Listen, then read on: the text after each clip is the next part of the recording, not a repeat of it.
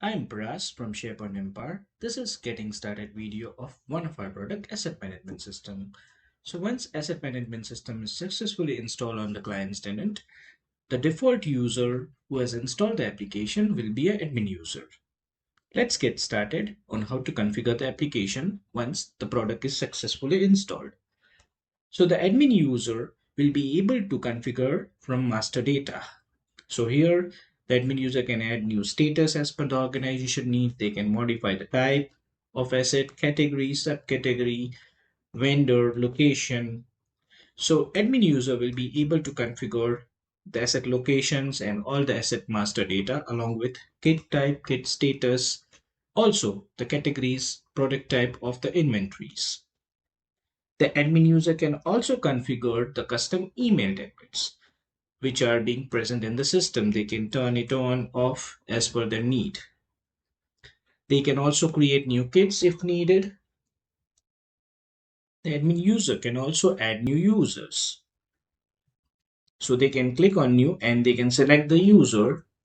All the Microsoft 365 users will be shown here. Selecting a user and they can assign them the specific permission. For example, they can grant the admin permission, asset manager permission, or inventory permissions to other users. The admin user can also select the custom fields and customize the form. By default, if I go to the asset management home screen and click on new, we are giving this to forms and sections. So this form has asset detail section and asset manufacturer section. But this form is customized as per the organization need. So admin user can go to the custom fields and here they can change the different sections. By default, we have two active sections on the top and two below are not active. The admin can add a new section. They can also add the new custom fields or modify the custom fields. They can create new custom fields too.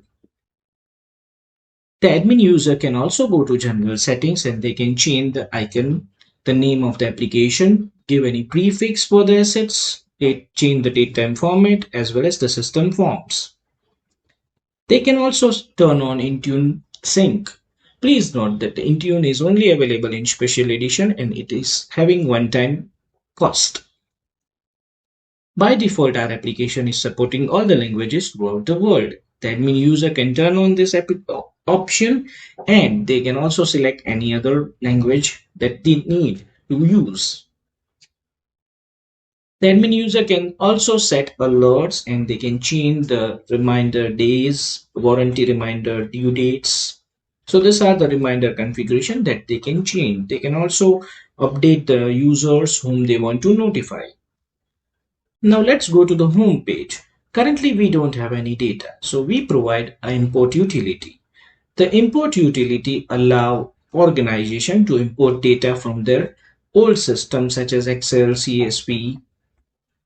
So they can select here the template and select the fields that they want to import from the old system.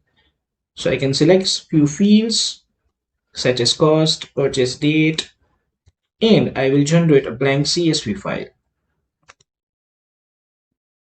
The CSV file is generated, we can open it and include the data. So the blank CSV file will be generated, which is present here. And we can feed the data like this.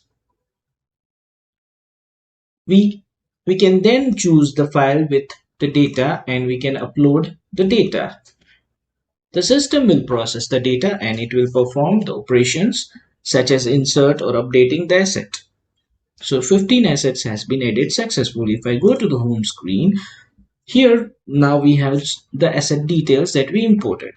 Please note that any master data such as category, subcategory, type, status, if they are not present in the system, they will be automatically updated whenever we perform an import operation. This is a high-level overview of the system.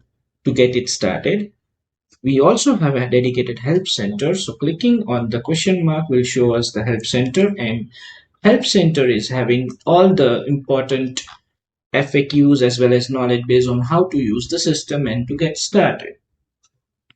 Any new feature release will be also included in the help center. For any other details or help, feel free to contact us.